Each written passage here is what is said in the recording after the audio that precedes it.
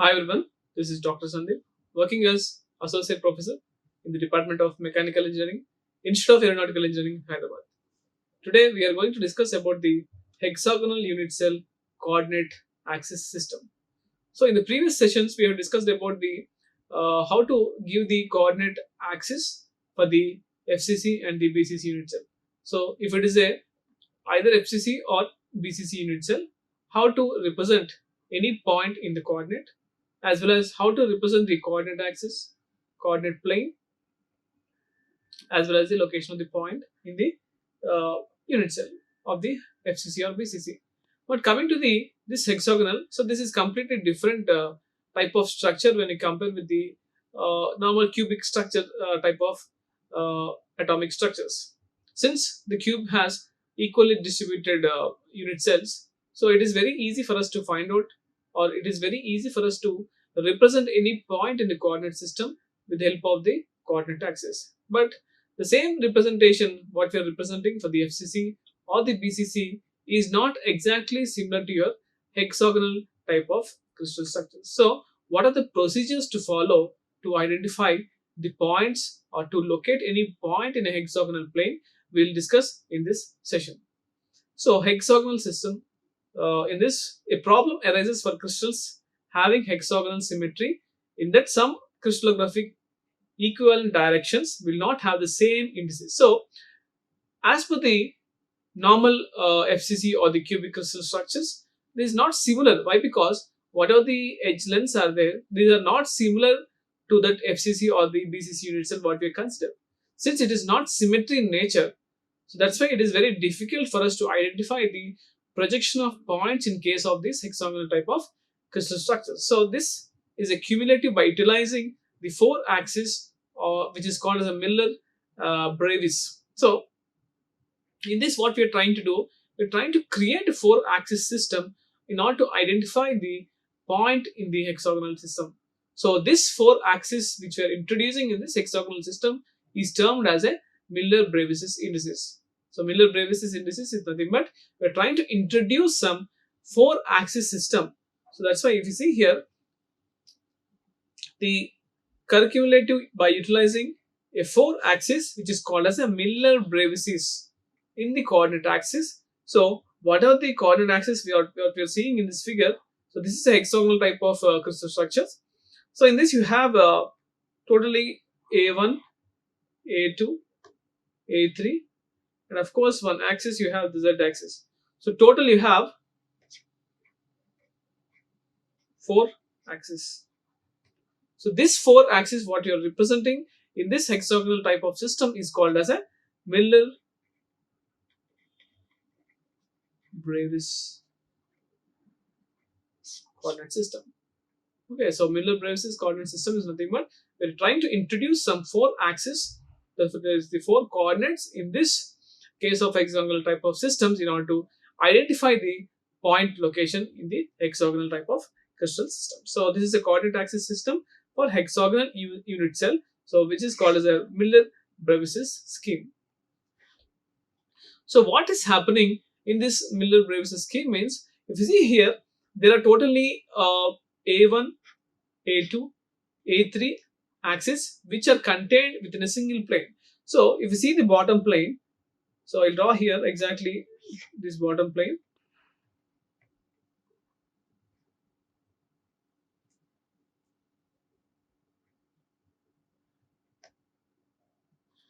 So this is the bottom plane what we have.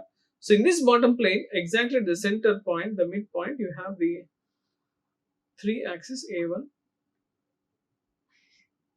A2, and A3. So within a single plane, if you see the base plane, so for that base plane, you have all the three axes which are at 120 degrees to each other. So equally they are located at 120. So wherever you see the angle between these two axes, the angle between them will be 120. So the angle between A1 and A2 will be 120 degrees. A2 and A3 will be 120. and A1 and A3 is 120. So totally to the basal plane. So this base called as a basal plane. So what are the base thing we have in the hexagonal type of crystal structure?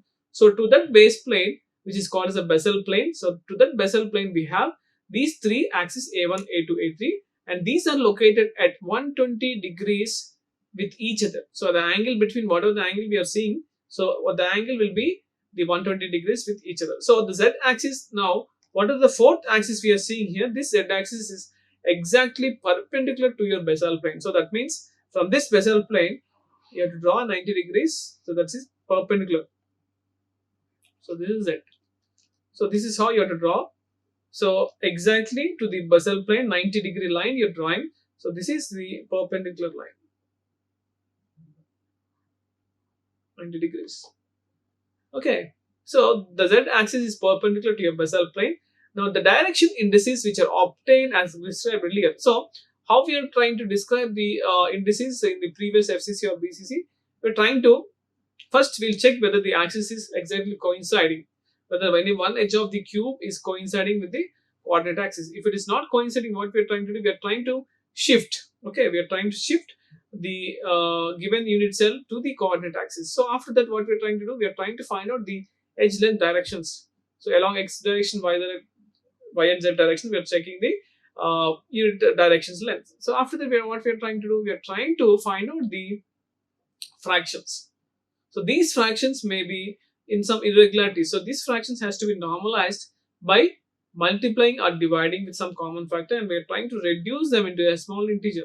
So this is the fourth point. So after that, what we are trying to do, we are closing them in square brackets without a commas or semicolon. So this is a procedure what we followed in the previous session for the FCC and BCC. So the same procedure we have to follow in this case also. In this case also, we have to follow the same procedure, how we are indicating these directional indices. But before that, what we are trying to do, we have the 4-axis system, that is the Miller briefs. In the previous case, only we have the 3 indices x, y, z. But in this case, we have 4. Okay, based upon these 4, how to give the directional indices, we will see here. So directional indices which are obtained as discussed earlier, that is the FCC and BCC, will be denoted by the 4 indices U, V, T, W. So in the previous case only we have X, Y and Z. In the previous for the FCC or BCC. But now in the case of hexagonal crystal structures, so we have 4 U, V, T, W. So total 4. Since we have 4 axes here, we are taking into consideration in case of hexagonal crystal structures. So that's why we have the 4 indices we have to represent, that is the U, V and T, W. So the first 3 indices pertain to the projections along the respect to A1, A2, A3. So what are the U, V, T are there? These represents to the directions of A1, A2, A3. So that's why, see here. So U refers to A1, V refers to A2, T refers to A3. So all these 3 from the 4 represents for A1, A2, A3, and the last represents, of course, the W value is nothing but the other Z axis. So this is how you represent the directional indices, and again you have to follow the same procedure how we are following for the FCC or BCC. Now, given the 3 indices systems, how to convert into 4 axis systems, we'll see now. So whatever the 3 indices you have, that is the U dash, V dash, D, W dash, that means which represents for the A1, A2, A3. So this how to convert into U, V, T, W. So we have some formulas here. So now, given U dash value, how to get the U? Given V dash, how to get the V value? Given W dash, how to get W value? And from these 3, how to convert that is U dash, V dash, W dash into U, V, T, W. So these are the formulas we have to take into consideration. So if you see here, what is U? How to find out this U with respect to U dash means 1/3 of 2 times of u dash minus v dash. So this formula gives to calculate the u value from the one of the 4 index systems. Next, what is the second term? So this is the first term. Second term is v. So how we are getting v? Again 1/3 of 2 u dash minus u dash. So this gives the second value. So what third value here? T. So t is nothing but minus of u plus v. And the last one, of course, fourth value w. W we are getting w just w dash. So now, given any 3 index systems, u dash, v dash, w dash, in order to convert this 3 into 4, that is u, v, t, w. Why? Because this is for hexagonal. This is for hexagonal crystal system, and this is of course for the FCC or BCC. Okay, so since we are following the hexagonal, that is a 4-axis system, so these are the formulas we have to know to convert the given 3 indices into 4 indices system. Now we'll see with an example. So to get a more clarity in discussing these conversion systems for the hexagonal unit cell. Now convert the 3 indices, that is the 1, 1, 1. So given the 3 indices, that is the u dash, v dash, w dash. So we got these values of u dash, v dash, w dash, that is the 3 index system, into 4 index system of the hexagonal crystal structure. So this is the problem given to us.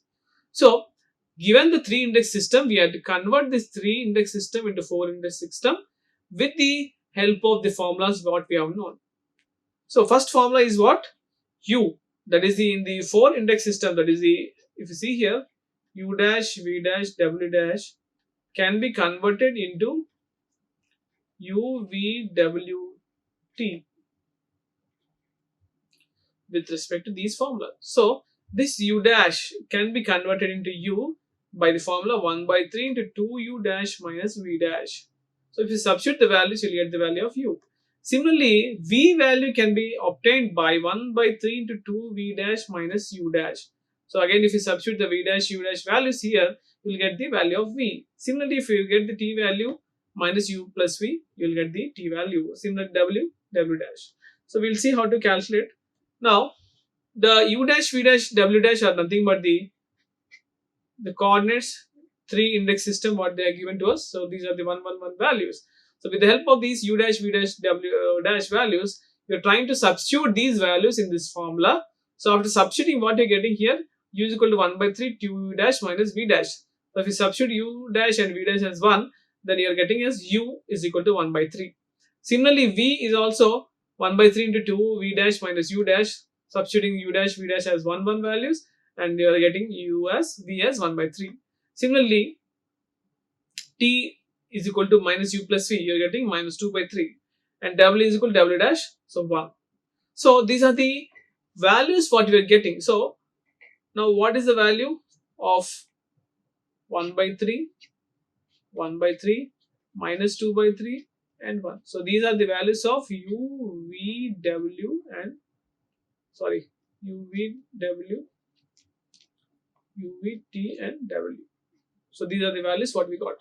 Now, after getting these values, what is the procedure we have to follow? As we have seen the previous slide, the same procedure what we are following in case of the FCC and the BCC. What we are trying to do?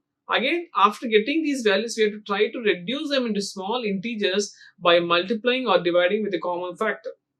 So now, if you see in this case, what is the common factor we can identify? If you multiply with 3 on all these things, we can get this into small integers. So what I'll do, 1/3 into 3, 1/3 into 3, minus 2/3 into 3, and 1 into 3. So what I'll get here? This is, you'll get 1, again 1, minus 2, and 3. So 1, 1, minus 2, and 3 are the conversions of the given 3 indices into 4 indices system. So that is how you to convert. Now, what does this refers? So 1 is along x direction, that is the a1. In this case, you have A1, A2, A3 and Z. So these are the four index axes what we are taking in the hexagonal type of system. So A1 is along the positive direction of one unit, A2 is moving along one unit of A2 direction, and A3 is moving along 2 units along the negative direction. Since you have a -2, so it is moving along negative direction of 2 units, and Z of course 3 units along the Z direction. That means you can represent the system as 1, 1, 2 bar and 3.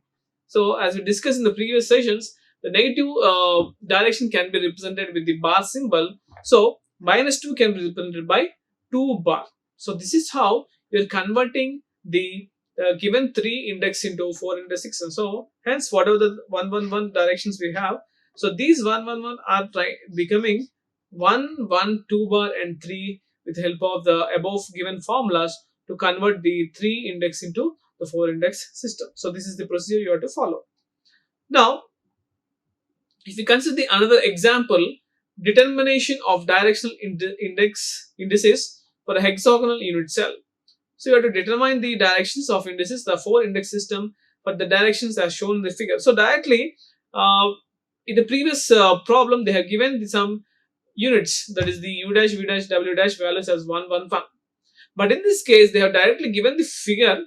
Based upon that figure, you have to identify first the U dash, V dash, W dash values, and from the U dash, V dash, W dash values, you have to convert them the 3 index system or the 3 indices into the 4 indices system. So first try to understand the figure given to us. So you have a hexagonal system here. Again you have here A1, A2 and the Z axis. Okay. And the edge lengths are given as A, and along Z you have the C. So C is the Z. Now if you see the point here, so this is the location of the point, the green line what you are seeing. So this green, how it is located, we have to see. So clearly at this direction, if you see here, projections along A2 axis, A2 is in this direction here, this distance it is along here, so this is negative negative direction. So along the negative direction you have the A2 value, and in this case if you see here, so this fall on the Z axis, totally you have C, so half C by 2, and of course, so this is A2. So you have a negative direction along the A2, and along Z direction you have the half distance, that is C by 2, and of course along A1 you have the 1. Now the first thing what we have to do, so you have to follow the procedure what we have discussed from the starting, the same thing you have to follow. First what you do, you have to determine the indices for the vector reference to the 3 axis scheme in the representative system. So the 3 axes, whether it is passing through the one of the edges of the hexagon or not, you have to check. So yes, you have to see here in this figure whether these axes are passing through the origin or not. Yes, exactly at this point is the origin. Yes, all the axes are passing through the origin. So this is satisfied. If it is not passing through the origin, you have to shift your system to corresponding to that coordinate axis. But in this case, since it is exactly passing to the at the origin, from the origin, then there is no shifting of the system given to us. Now, because the direction vector passes through the origin, the coordinate system, no translation is necessary. So this is very, very important. Why there is no translation is necessary? Because the given system, because the directional vectors which are passing through the origin, that's why there is no translation along the coordinate axis. That's why, since these are passing through the coordinate systems, hence we are not required to shift, or we cannot there is no chance of translation the component given to us. So projections of these vectors onto the A1, A2 and Z axis are 0 into A1. So there is no distance along A1. So that's why it's 0 into A. Since it is A2, it is negative direction. That's why it is minus A. And Z, it is C by 2. So 0, -1 and 1/2. So these are my coordinates. So what is happening here? Which becomes 0, -1 and 1/2. So now we got from the figure these three indices, that is the u dash, v dash, w dash values. We got it as 0, -1 and 1/2. So since we got some fractions again here, we have to repeat the same procedure. So what we have to do again, we have to convert them into small integers by multiplying or dividing with some common factor. So what is the common factor in this case? 2 is the common factor. So if you multiply with 2 as a common factor, so what you're getting is 0 into 2 minus 1 into 2 and 1/2 into 2. So 0, -2 and 1. So 0, -2 and 1 are the new points what we got from that given hexagonal system. So this -2 again we can represent by 2 bar. So 0, 2 bar and 1, and this is how you have to represent with the square brackets. Is it clear? So this is how you'll follow. Now again the same procedure what we have done for the previous. So in the previous problem directly they have given these values. So with the help of these values we have converted the 3 into 4 by the formulas u dash, v dash, w dash and t. Now the same formulas we are using here. So since we got the u dash value as 0, v dash w value as -2, w dash as 1, using these formulas, what is u now? We're converting this u dash into u, v dash into v, w dash into w and t value we are getting. So u value we are getting in terms of u dash and v dash, substituting as 0 and 2, you are getting u as 2/3, v as -4/3 and t as 2/3 and w of course 1. So we got 2/3, -4/3, again 2/3 and 1. So these are the new 4 indices from that 3 indices what we have calculated from the figure. Now again this also has to be reduced because these are in terms of fractions by multiplying or dividing with some common factor. So what is the common factor again here? 3 is a common factor. So if I multiply 2/3 into 3, -4/3 into 3, 2/3 into 3 and 1 into 3. So what I'll get? 2, -4, 2 and 3. So 2, -4, 2, 3 are my new 4 indices. So this is how you have to generate the 4 indices from the given 3 indices. So we have seen different types of things. First case is what? Directly in the first case, first problem what we had discussed in the previous slides, they're directly given the values of u dash, v dash, w dash. So from those values you can easily find out what is u, v, t, w value. But in some cases, as we have discussed just now, the problem, so in this case only the figure is given to you. From that figure you have to locate the position of that point.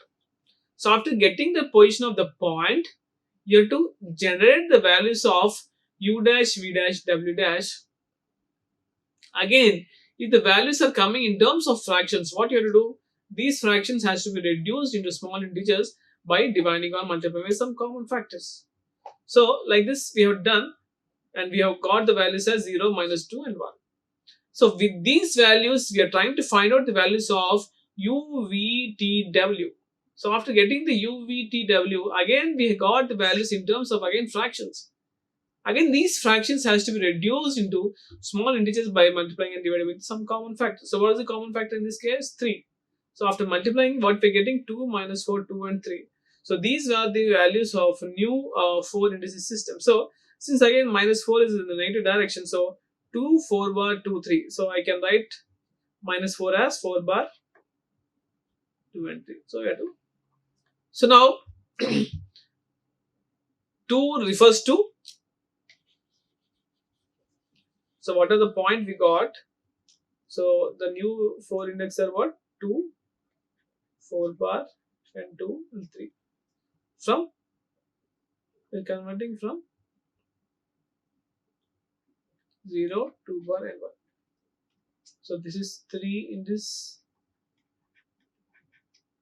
And this is 4 indices. Now, that is along A1, it is moving 2 units in positive direction. And 4 bar refers to A2 in negative direction. And 2, of course, A3 in positive direction. And 3 along Z direction, again, which is also positive direction. So this is how you have to refer. So this is how you are getting the information from all these figures. So this is the conversion system. So generally, for the FCC or BCC, it is very easy to calculate the position or location of any point since it is having a uniform structure. All the lengths are common. But in this case of hexagonal type of systems, this is not symmetry. That's why you are introducing this 4 indices system, which is called as a Miller-Breves's system. So from these Miller-Breves's systems, you can convert the given 3 indices into 4 indices with the help of these formulas what we have discussed now. So this is the procedure you have to follow. And again, of course, what are the procedure we are following for the FCC and BCC for conversion of the fractions into small integers? The same procedure again we have to repeat in order to get into small integers after giving with some multiplication factor.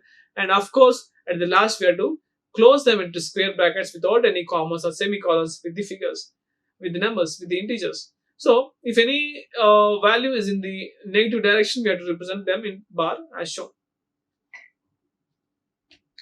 Next, in the case of crystallographic planes, what is the importance of the crystallographic planes is the orientation of planes for crystal systems are represented in a similar manner. So, however, the representation we are giving, the same thing we have to follow for the crystal systems also. Again, unit cell is the basis with 3 coordinate axes which is represented in the figure. So, how we are representing the same thing we have to represent it in the crystallographic planes also. And in all but the hexagonal crystal systems, crystallographic planes are specified with the 3 Miller indices. So again, HKL. In this case also, we are representing with the 3 indices, that is the HKL, which is called as the Miller indices. Any 2 planes parallel to each other are equivalent and have identical indices. So any planes which are having parallel with each other and these can be very identical, then it's very easy for us to find out the values of H, K and L, and we'll see the procedure to follow these things. Again, the same thing we have to follow here also. If the plane passes through the selected origin, either another parallel plane must be constructed within the unit cell. So what we are trying to do, we have to construct a similar plane which is passing through the origin parallel to it. So however the plane is there, suppose I have a plane here,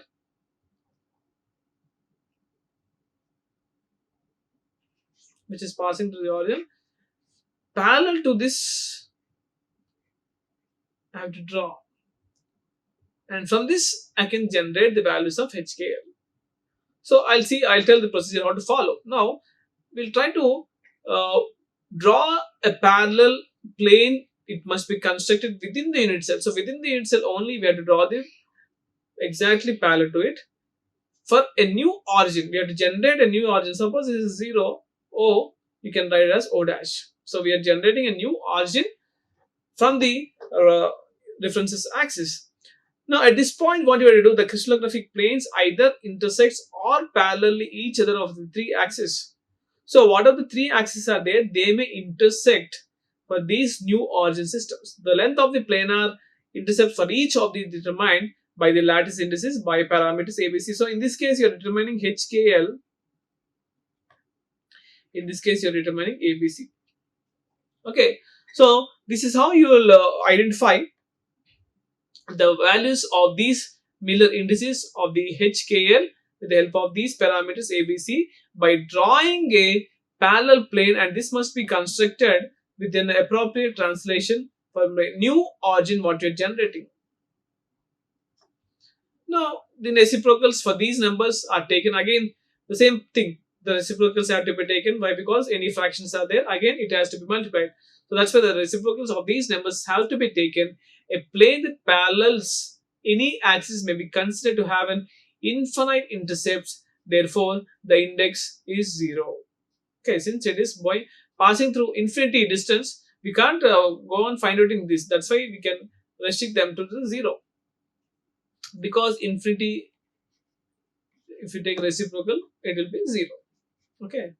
Now, if necessary, these three numbers are changed to set of small integers by multiplication or division by a common factor.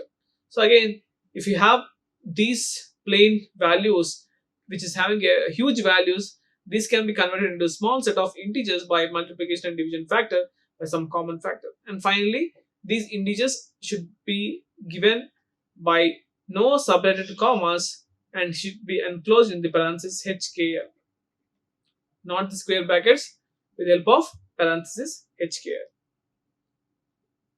Now in this figure, if you see, you have, this is the axis, XYZ axis you have, XYZ.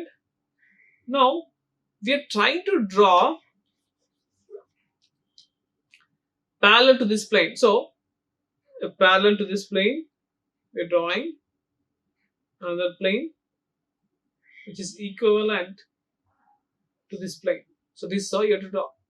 So same, and this plane and this plane, you have to identify what are the values. So at this plane, the values are 0, 0, 1. Why? Because along x there is no direction, along y there is no direction. Only along z you have the values. So that's why it is 1. And at this plane, if you see, along x also there is no, y also there is no, z is 1. Same values are getting along the x, y and z direction in terms of this plane. Similarly, we have to draw again for this plane, same. At the origin, you have to draw parallel. Again, you have to find out the values at this point, at this point. At this point, if you see 1, 1, 0. So along x you have 1, y 1 and z 0. And if you see here also you have the same 1, 1, 0. So what are the values we have? Exactly that HKL will be equal to the ABC value. So this we have to close with the brackets again, parentheses. So this also you are drawing from the reference axis. We are trying to generate a new origin, and from here you are drawing the similar axis, similar plane, and we are getting the values of 1, 1, 1 and 1, 1. Along x you have 1, y, z, 1, 1 value. So this is how you have to represent the series at each section. So 1, 0, 0, 1 at point A. This is 0, 0, 1. And P 1, 1, 0 you got, and C you have 1, 1, 1. Now the given system for the planar indices or Miller indices, determination of planar indices, as shown in the figure. So for this figure you have to find out the values of the 3 HKL. So we'll see the procedure how to generate the values of HKL based upon the given Miller indices. So if you see the solution, again you have to generate a new axis. So this is the problem given to us. So this is the main origin what we have for this system. Now you are generating a new origin O dash. So here clearly you can see, and you have to draw a plane parallel to this. So this is the plane what we have, the dotted what we have, and exactly to this plane we are drawing a parallel plane. The dotted is the main thing, and the solid lines is the exactly what we are drawing parallel to the plane which is having a new origin O dash. Now if you locate the point at this junction, you can see the distance along here is you have a minus b, and along z you have c by 2. Of course along x there is no distance. So 0, minus 1, 2 we are getting. So how we are getting 0, since you have it here minus 1 by 2 and 1. So here we are getting 0, minus 1 and 2. So this is the representation. So now what happening here?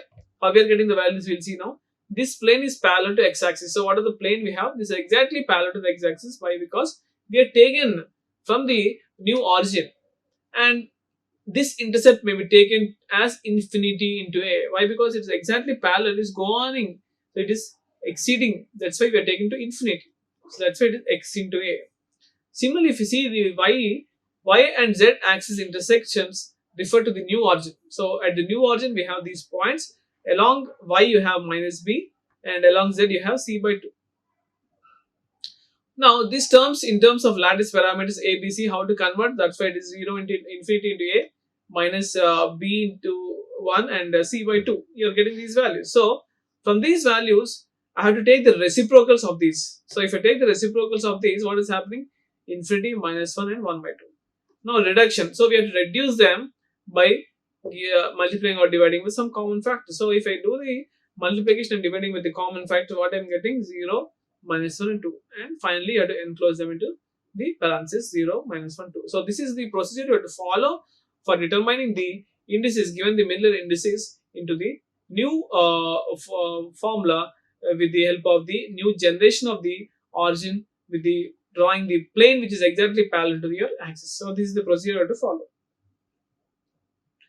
So in this session we have discussed about identifying the point in a hexagonal system and what are the procedures you have to follow to show the Miller indices of the given 3 indices to 4 indices system. The conversions of the 3 indices into 4 indices we have seen, and what are the formulas are there to represent these 3 indices into 4 indices system we have discussed, and also what is the procedure we have to follow. So in this case, since the planes are not symmetric to each other when we compare with the BCC or FCC, the hexagonal system, we are trying to introduce some additional axis, that is the 4-axis system, which is called as a Miller indices. These 4 axes we have to determine using the formulas of U, V, T, W based upon the 3 indices system.